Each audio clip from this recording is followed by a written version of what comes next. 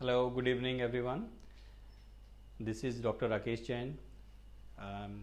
I'm continuing with my series of child neurology topics और main purpose हमारा इस series का है कि चाइल्ड न्यूरोलॉजिस्ट को लेके चाइल्ड न्यूरोलॉजिस्ट के पास आप जाते हो जो चाइल्ड न्यूरोलॉजी की प्रॉब्लम्स लेके उन प्रॉब्लम्स को हम कैसे पहचानें, अगर वो प्रॉब्लम बच्चे को हैं तो जल्दी हम उनको पहचान लें और उनका उपचार शुरू करें, और अगर प्रॉब्लम नहीं है तो व्यर्थ उनके बारे में हम चिंता न करें।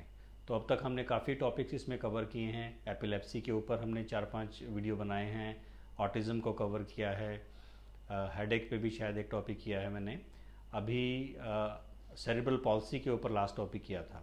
तो उस सीरीज़ को, उस टॉपिक को कंटिन्यू करते हुए मैं आज सेरेब्रल पॉल्सी के बारे में ही बात करूँगा and mainly the line of management in cerebral palsy.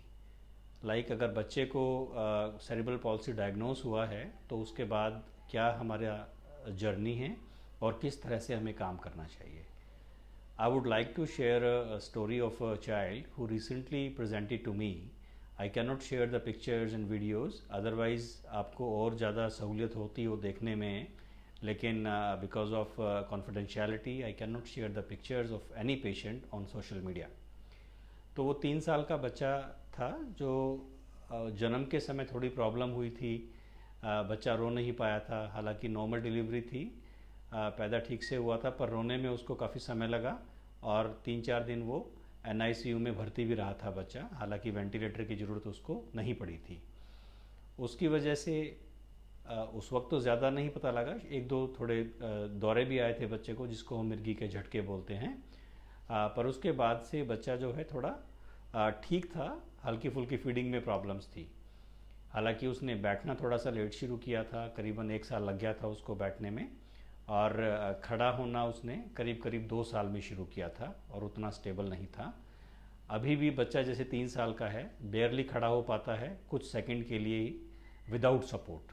अगर किसी चीज़ को पकड़ लेता है तो खड़ा होने में उसको आसानी रहती है, लेकिन चलने में काफ़ी दिक्कत है, इंडिपेंडेंटली नहीं चल पाता है। सपोर्ट के साथ भी, या अगर उंगली पकड़ के चलाएं तो काफ़ी स्टिफ लेग्स हैं उसकी, और लेग्स में से कैची मार लेता है, जैसे आप खड़ा करोगे तो लेग्स क्रॉस हो जाती हैं उसकी, जिससे कि उसको चलने में काफ़ी ज़्यादा कठिनाई होती है। तो ये देखने से ही हमें पता लग जाता है कि ये केस सेरेब्रल पॉल्सी का है। और लास्ट टाइम जैसे मैंने आपको बताया था, अलग अलग टाइप ऑफ सेरेब्रल पॉल्सी होती है। इस तरह के बच्चे जो सिर्फ चलने में थोड़ी दिक्कत है, कैंची मार लेते हैं पैर में, बोलते ऑलमोस्ट ठीक से हैं, दिमाग भी ठीक होता है, द चाइल्ड इज़ इंटेलिजेंट, तो यूजली वो सेरेब्रल डायप्लीजिया का केस होता है। डायप्लीजिया मीन्स जिसमें दोनों लिम्स इन्वॉल्व होते हैं, खासतौर पे लोअर लिम्स इन्वॉल्व होते हैं।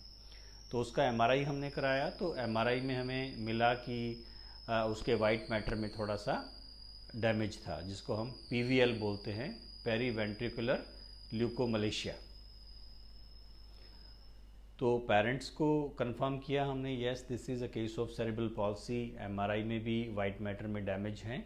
तो और क्या दिक्कतें उस बच्चे को थी, हम उस बच्चे की जर्नी के साथ ही शुरू करते हैं पहले कि क्या क्या उसके लिए बेस्ट ऑप्शंस हैं with the problem that he is having at the moment, और then we will move on to some other generalise issues और सम अदर केसेस। तो इस बच्चे को एक तो चलने में दिक्कत थी, पैरों में जैसे कैंची मार लेता है, मैंने बताया था आपको। इसके अलावा कॉन्स्टिपेशन का भी काफ़ी बड़ा इशू था इस बच्चे के साथ। He opens his bowel every 2 or 3 days and very tight stool, और जब ऐसा होता है उसको तो और भी ज़्यादा स्टिफ हो जाता है बच्चा, खास तौर पे जिस दिन उसको स्टूल पास करना होता है, उससे आई वुड से कि with in 12 hours of that he becomes even more stiff, life becomes more difficult for the child. बोलने में बच्चा ठीक है, लेकिन फिर भी जो 3 साल का बच्चा फ्लुएंटली बोल लेता है, सेंटेंस बना लेता है, उतना स्पीच का लेवल इस बच्चे का अभी नहीं है। और क्या प्रॉब्लम है, थोड़ा सा बच्चे को आंख में स्क्विंट भी है इसमें। तो अब हम क्या करें इस तरह के बच्चे में जो हमारे पास आते हैं, और हमने क्या किया। सबसे पहले तो पेरेंट्स को ये कंफर्म करना ज़रूरी है कि प्रॉब्लम क्या है, और पेरेंट्स शुड बी कन्विंस्ड, क्योंकि जब तक पेरेंट्स को विश्वास नहीं होगा कि हमारे बच्चे को ये प्रॉब्लम है and this is the line of treatment, nothing is going to work. So as a doctor, you are part of the team. Doctor cannot do anything alone if the team is not there. And who are the part of the team? Parents are the most important part of our team. अगर parents motivated हैं, सारी चीज़ें समझते हैं, उसके बारे में education लेना चाहते हैं, अपने आप घर में जाके पढ़ते हैं, इंटरनेट पे देखते हैं, तो it becomes very very helpful. तो पेरेंट्स हैं, डॉक्टर हैं उस टीम में, उसके अलावा और थेरेपिस्ट हैं जिसकी हमें ज़रूरत पड़ने वाली हैं, बेशक वो फिजियोथेरेपिस्ट हों, ऑक्यूपेशनल थेरेपिस्ट हों या फिर हमारा स्पीच थेरेपिस्ट हों, ये इन सब चीज़ों की हमें ज़रूरत पड़ती है।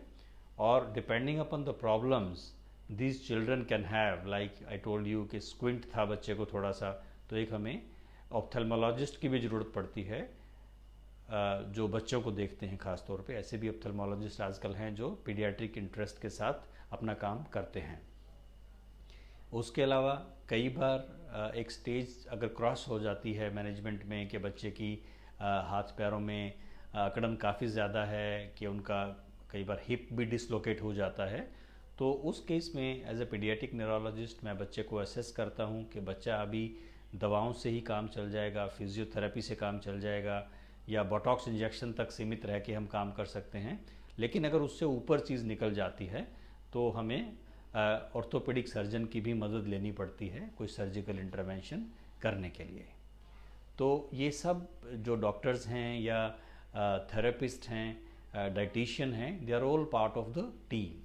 अगर हम सब मिलजुल के पेरेंट्स के साथ बहुत अच्छे से काम करते हैं तो outcome in these children are not bad. Many children they can do whatever they want to do. ये बार बार मैं एम्फोसिस करता हूँ, इस बात पे जोर देता हूँ कि अगर बच्चे को सेरेब्रल पॉल्सी डायग्नोस हुआ है तो पेरेंट्स को हताश या फ्रस्ट्रेट नहीं होना चाहिए, क्योंकि सेरेब्रल पॉल्सी के भी अलग अलग लेवल होते हैं और हर लेवल का ट्रीटमेंट है। हम एक लेवल से दूसरे लेवल तक बच्चे को आराम से लेके जा सकते हैं अगर हम उसके साथ मिलके मेहनत करें तो अब करना क्या है हमें?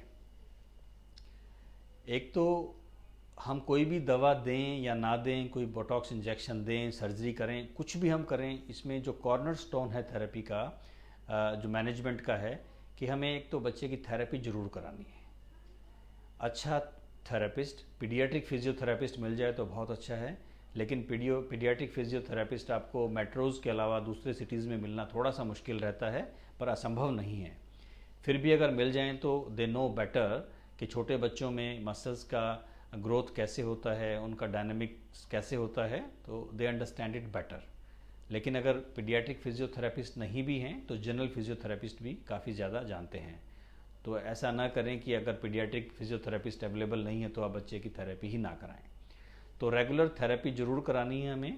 सेरेब्रल पॉल्सी में जो टाइट मसल्स होती हैं उन मसल्स को सेलेक्टिवली रिलैक्स करने के लिए एक्सरसाइज बताई जाती है, कुछ स्ट्रेचिंग होती हैं, कुछ एक्टिव फिजियोथेरेपी होती हैं। इसके साथ साथ कुछ मसल्स हमारी काफ़ी कमज़ोर भी होती हैं, ख़ास तौर पे जो हमारी कोर मसल्स हैं। अगर कोर मसल्स कमज़ोर हैं तो हमें खड़े होने में, चलने में, बैठने में काफ़ी दिक्कत आ सकती है। तो कोर मसल्स को स्ट्रेंथ करने की भी एक्सरसाइज इसके साथ में बताई जाती है। तो ये काम हमारा फिजियोथेरेपी का हो जाता है। I will not go into the detail of physiotherapies, क्योंकि अगर फिजियोथेरेपी की ज़रूरत है तो बेहतर यही है कि आप फिजियोथेरेपिस्ट से बात करें, वो प्रॉपर असेस करके आपको बताए कि किस मसल्स में किस तरह का एक्शन हमने करना है।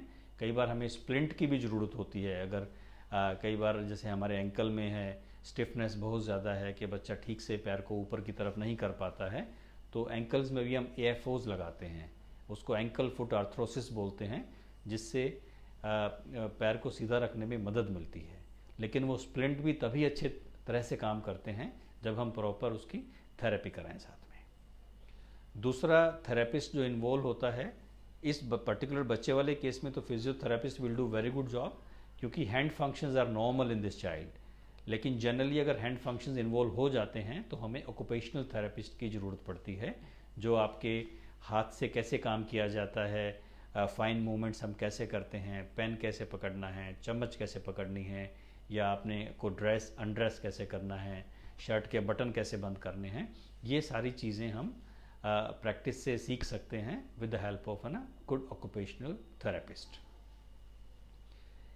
तीसरा, जैसे इस बच्चे में थोड़ा सा स्पीच का प्रॉब्लम है, इस बच्चे में हालांकि काफ़ी कम प्रॉब्लम है, लेकिन काफ़ी ऐसे बच्चे रहते हैं विद सेरेब्रल पॉल्सी, जो हाई ग्रेड सेरेब्रल पॉल्सी होती है, उसमें स्पीच की काफ़ी बड़ी समस्या हो सकती है।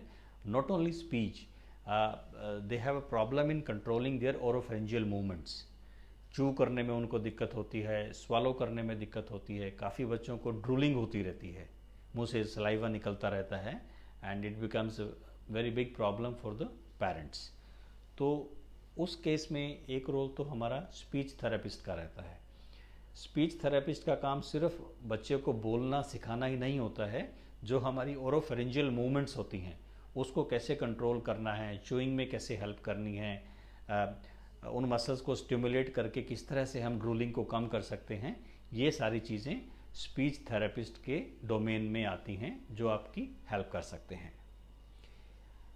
इसके अलावा काफ़ी बच्चे जो हैं पढ़ाई में बिल्कुल ठीक होते हैं, they can go to normal school, normal activities, लेकिन अगर पढ़ाई में थोड़ा सा कमज़ोर है बच्चा, जो कि हो सकता है सीपी के बच्चों में, और जैसे जैसे सीपी की जो सीवियरिटी बढ़ती है वैसे वैसे दिमाग पे भी असर ज़्यादा पड़ता है, तो हमें स्पेशल एजुकेटर की भी ज़रूरत पड़ती है, और कई बार हमें स्पेशल स्कूल की भी मदद लेनी पड़ती है टू ट्रेन दीज चिल्ड्रन। और हम क्या कर सकते हैं, ये तो होगी हमारी थेरेपीज़ की बातें होगी सारी, हमने अलग अलग टीम के बारे में बता दिया। और कुछ दवाएं हैं जो इसमें हम हेल्प कर सकते हैं, यस डेफिनेटली। जैसे मैंने अभी इस बच्चे का जो हमारा एग्जांपल मैंने दिया था, जिसको सेरिब्रल डायप्लीजिया है, जिसको अभी दोनों पैरों से टाइटनेस है काफ़ी, तो हम कुछ थेरेपीज के साथ में, और स्प्लिंट जैसे ज़रूरत हमें पड़ती है, इस बच्चे में हमने दिया है स्प्लिंट अभी, कुछ दवा हम देते हैं जो थोड़ा सा मसल को हल्का सा रिलैक्स कर देती है, जिससे थेरेपीज़ में भी मदद मिलती है, बच्चे को दर्द भी नहीं होता है फिजियोथेरेपी कराते हुए, स्ट्रेचिंग कराते हुए। कुछ मेडिसिन हैं आप अपने आप नहीं ले सकते हैं, वो प्रिस्क्रिप्शन पे ही मिलती हैं।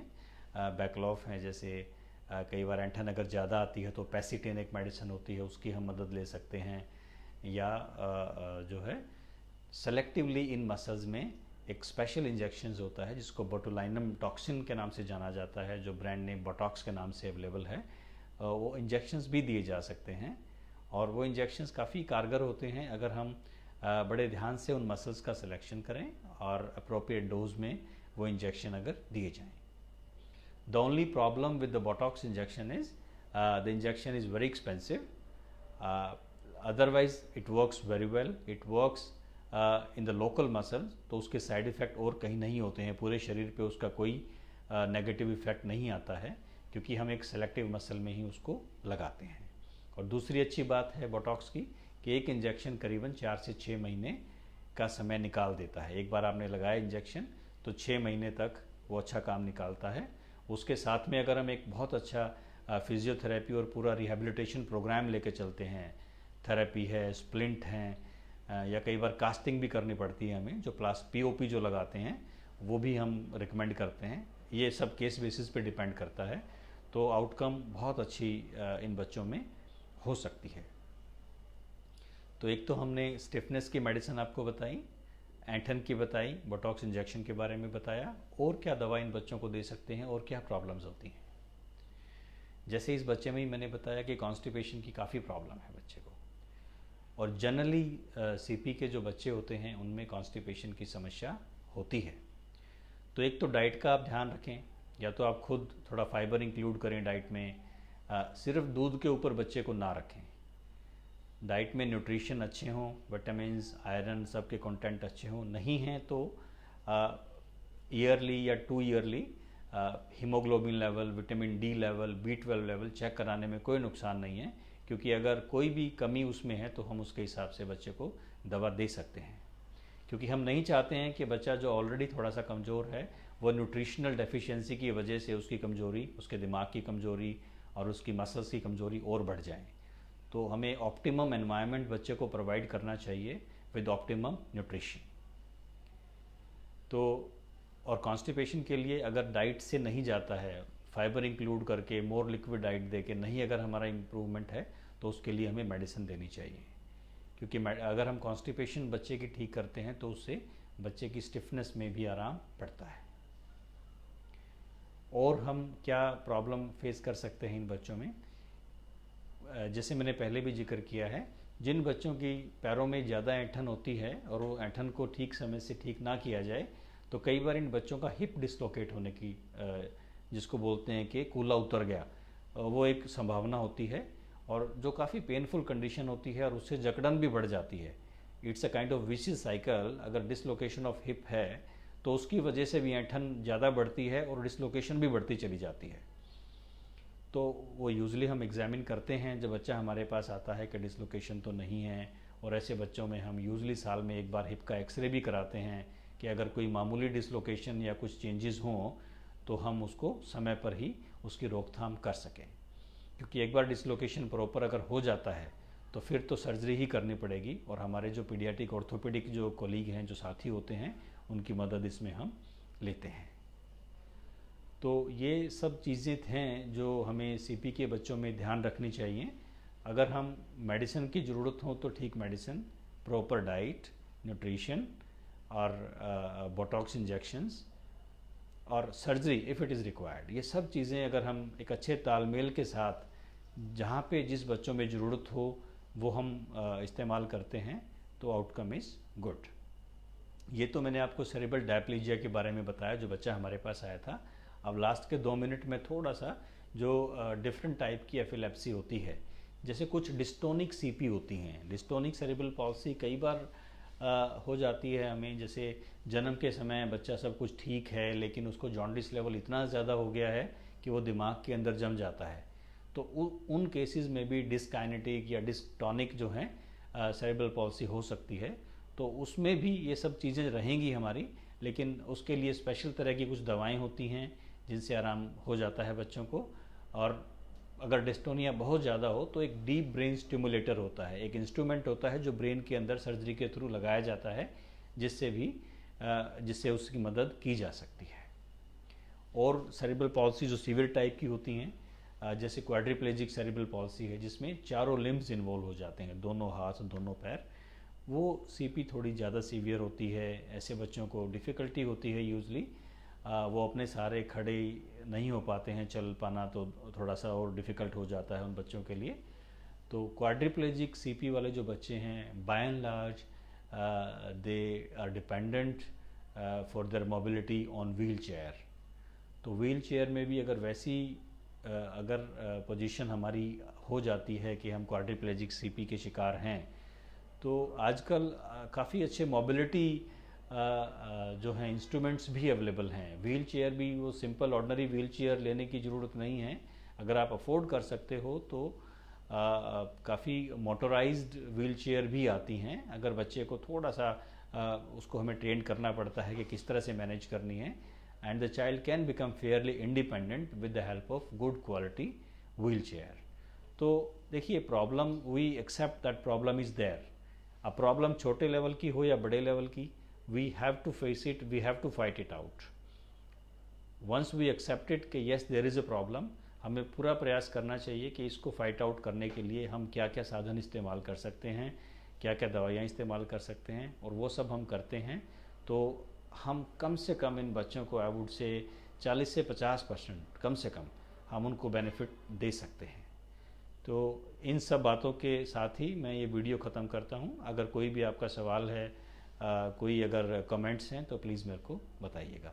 Thank you very much for your kind attention. Thank you.